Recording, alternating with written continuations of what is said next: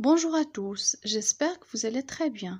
Aujourd'hui, vous avez une nouvelle leçon de grammaire dans laquelle vous allez découvrir la différence entre l'interrogation partielle et l'interrogation totale.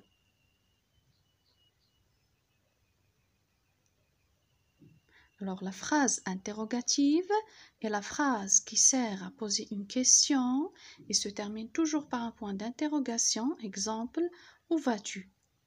Alors, pour poser la question, il y en a deux types, soit l'interrogation totale, soit l'interrogation partielle. Alors, qu'est-ce que l'interrogation totale? Elle porte sur toute la phrase et appelle une réponse par oui ou par non. Exemple, si on a pris la phrase déclarative « tu apprends tes leçons » et on veut la transformer en phrase interrogative, il y en a trois manières. La première, on laisse la phrase comme il est et on ajoute le point d'interrogation à l'écrit et on change l'intonation. Tu apprends tes leçons? Alors cette phrase demande ou bien elle a comme réponse oui ou non.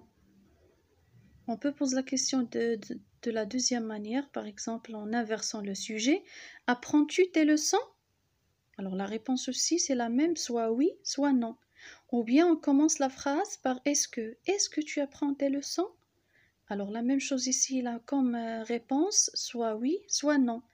Alors c'est-à-dire que c'est une interrogation totale.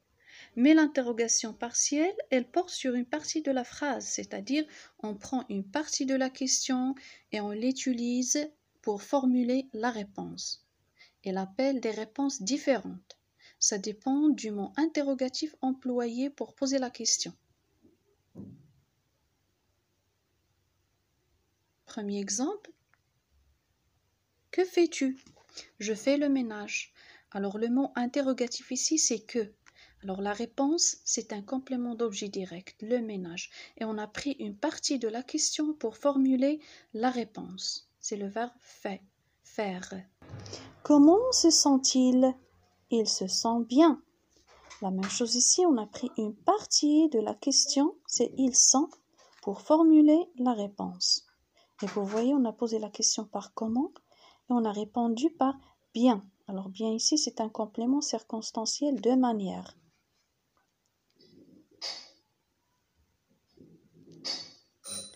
Et si on a commencé la question par pourquoi, la réponse doit être un complément circonstanciel de cause.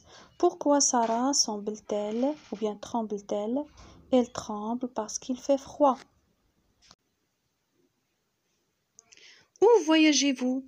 Alors ici, vous voyez, on a commencé la question par où, c'est-à-dire la réponse doit être un complément circonstanciel de lieu.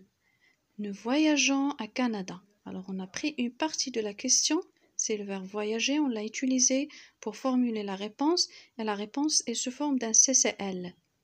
Ici, dans ce tableau, vous avez les mots interrogatifs, ou bien les mots interrogatifs qu'on peut utiliser pour poser une question, et la fonction grammaticale de la réponse. Si on a posé la question avec qui, la réponse a comme fonction grammaticale sujet. Si on a commencé la question par que ou quoi, la réponse sera un complément d'objet indirect.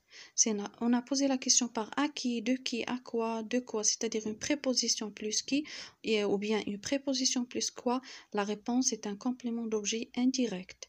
Si on a posé la question par pourquoi, la réponse sera un complément circonstanciel de cause ou bien de but. Et si on a commencé la question par où, la réponse sera un CCL. Si on a commencé par quand, la réponse doit être un complément circonstanciel de temps. Et si on a posé par comment, la réponse sera un CCM. Merci pour votre attention.